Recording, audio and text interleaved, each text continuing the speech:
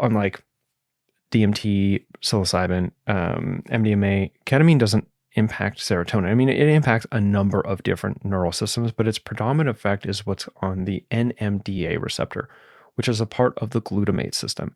Glutamate is our main excitatory neurotransmitter. It tells the brain to go. Secondary to glutamate would be GABA.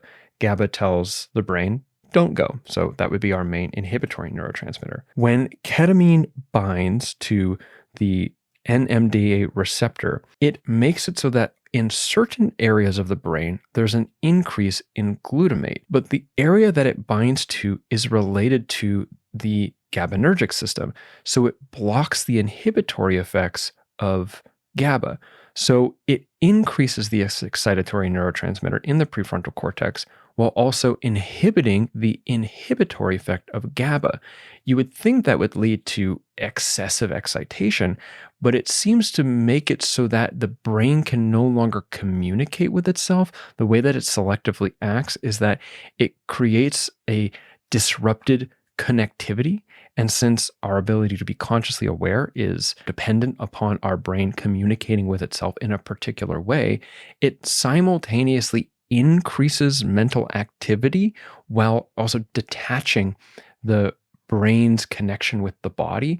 This also has to do with how ketamine affects the thalamus, which is kind of like the brain's relay station. So it cuts off information flow to the cortex from the body. It disconnects the body's experience from the brain's experience while also ramping up the brain's, like the prefrontal cortex sort of mental experience. So we have this increase in sort of subjective experience and a decrease in that experience being tied to the sensations of the body or even the experience of the body. So you get this disconnection. At doses high enough, the disconnection is so dramatic that the conscious awareness is suppressed completely. And despite the fact that there might be increased glutamatergic activity, we have no conscious awareness at all because we are so, like, the disconnection becomes so great. At lower doses, we get this weird alteration of the experience. We'll talk about it in a bit.